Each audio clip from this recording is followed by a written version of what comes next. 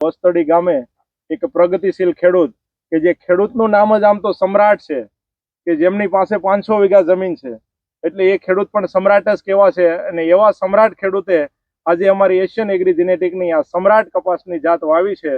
તો આ સમ્રાટ કપાસ એમને કેવો લાગ્યો એમનો પરિચય લઈ આપણે 1 બાય 1 આપણી સાથે ઘણા બધા મેગા મીટિંગમાં ખેડૂતો આવ્યા છે, આપણે એમને 1 બાય 1 પૂછીએ. બોલો તમારું નામ? ગોયલ વિજયસિંહ વીરસિંહભાઈ, ગામ વસ્તડી, તાલુકો વઢવાણ, જિલ્લો સુરેન્દ્રનગર. કઈ જાત વાવી છે? સમ્રાટ વાયુ છે. કેટલા વીઘામાં? 200 વીઘામાં વાયુ છે. ટોટલ કેટલી તમારે જમીન છે અહીંયા?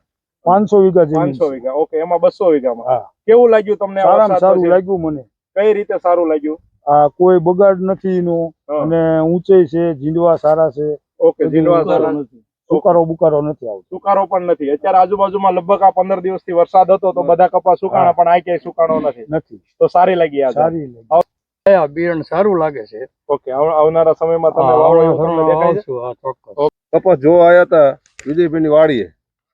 કપાસ અમને બહુ સારો લાગ્યો અને ઝીંડવા ને બહુ સારું છે, એટલે આવતા વર્ષે અમે વાવશું. ઓકે, ખૂબ ખૂબ આભાર. અમે કપા જોવા આવ્યા છીએ. કપાની હાઈટ એટલી છે ને કે માણા અંદર જાય હોય ને તો વર્તાય એવું નથી. ઓકે. અને ડાળીથી માંડીને તમે જોવો એટલે આમ ગણી ન હકાય તો એટલા ઝીંડવા છે. અને બીજા બધા તો પવનના નમીન ભાંગી ગયા. આ જાયતે દેવી છે ને કે આમ બધી કોઈ સમતોલ રહે એવી છે. અને એનો વિકાસ જોવો તો તમને ખબર પડે. નથી હળો એટલો અને લીલો સમ ઉભો છે. બીજા બધે જોવો હુકારા છે એટલે પીરા પડીને પાંદડી કરી ગયા. અને લીલો હરિયાળી જેવો ઉભો છે. તમે વાવશો આવતા વર્ષે મારે 5 એકર જમીન છે, પણ 5 માં વાવી દેવો છે. ઓકે, કઈ રીતે સારો લાગ્યો? નોર્વેમાં છે, માલ બાલમાં બહુ હુકારો નથી. તો આવનારા સમય વાવવા જેવો છે ને? ઓકે. બિયારણ જોવા આવ્યા હતા વડોદથી, અને બિયારણ જોતા વરસાદની અસર નથી થઈ.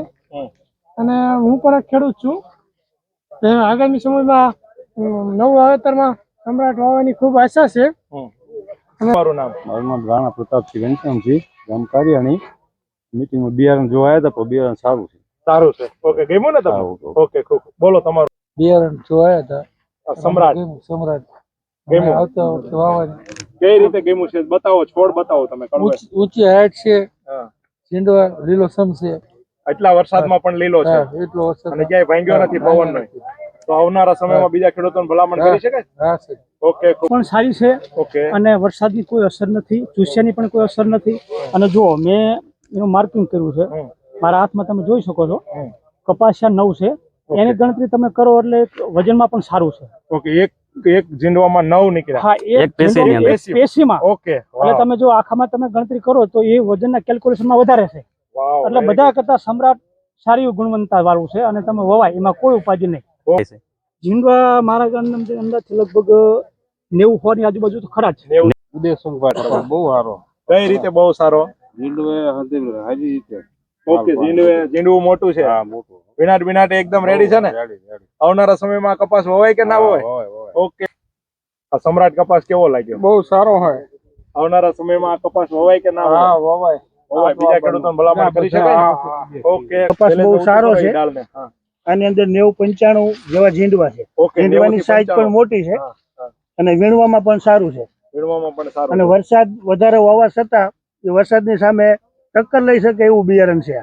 તો આવનારા સમયમાં આ જાત બીજા ખેડૂતોને તમે વાવવાની ભલામણ કરી શકાય? તમે વાવશો આ જાત આવતા વર્ષે?